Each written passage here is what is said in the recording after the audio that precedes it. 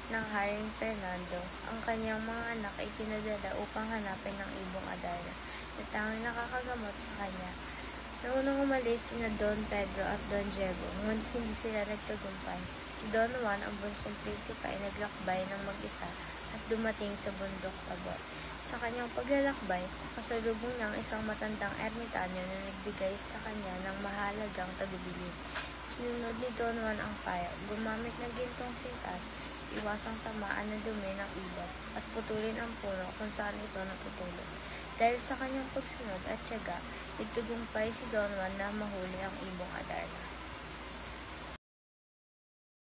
Saknong 100 at 97 hanggang 231. Matapos mahuli ni Don Juan ang ibong Adarna, masaya niyang dinala ito pauwi sa kaharian ng Brabania. Sa kanilang paglalakbay, iniinggit ni Don Pedro si Don Diego at binalak nilang pagtaksilan si Don Juan. Sa kabila ng kabutihang ipinakita ng bunsong prinsipe, binugbog siya ng kaniyang mga kapatid hanggang siya ay mawala ng malay. Iniwan siya ng sugatan sa kagubatan habang dinala nina Don Pedro at Don Diego ang ibong Adarna pabalik sa Brabania. Ngunit bilang parusa sa kanilang kasamaan, hindi umawit ang ibong Adarna sa harap ng hari. Saknong 232 to 274. Matapos pagtaksilin nina Don Pedro at Don Diego si Don Juan, naiwan siyang sugatan at walang malay sa kagubatan. Sa kabutihang palad, isang ermitanyo ang nagkita sa kanya at tinulungan siyang gumaling. Samantala, sa kaharian ng Brabania, hindi umawit ang ibong Adarna dahil sa masamang ginawa ng magkapatid kay Don Juan. Nag-alala si Haring Fernando at nagkaroon ng hinala na maaaring may masamang nangyari sa bunsong anak. Sa tulong ng ermitanyo, muling lumakas si Don Juan at naglakbay pabalik sa Brabania. Sa kanyang pagbalik, nagulat ang kanyang pamilya at sa wakas umawit ang ibong Adarna. Isinawalat ng katotohanan sa ginawang pagtaksil nina Don Pedro at Don Diego.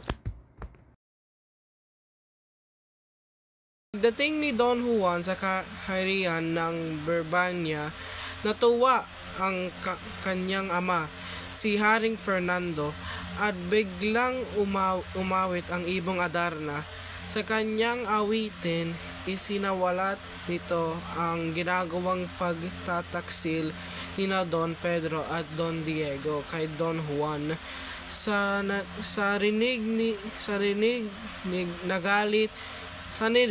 nagalit si Haring Fernando at nais niyang parusahan ang dalawa.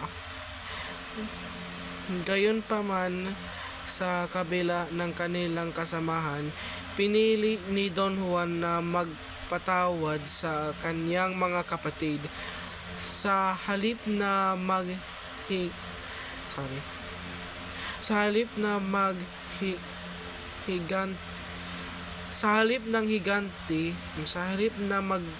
maghiganti, ipinakita niya ang kanyang busilak na puso at ang tunay na kahulugan ng pagpapatawad.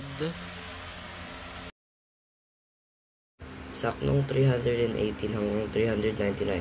Matapos mabunyag ang katotohanan tungkol sa pagtataksil ni Don Pedro at Don Diego, muling sinubok ni Haring Fernando ang kanyang mga anak. Inutusan niya silang maglakbay upang hanapin ang dalawang nawawalang prinsesa, sina Reyna Juan at Prinsesa Leonora.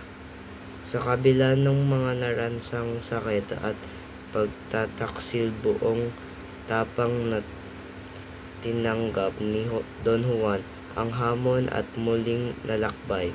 Samantala sina Don Pedro at Don Diego ay napilitan lamang sumama, ngunit may lihim na inggit pa rin kay Don Juan. Sa kanilang paglalakbay, muling ipinakita ni Don Juan ang kanyang katatag at malasakit sa kanyang misyon. Thank you.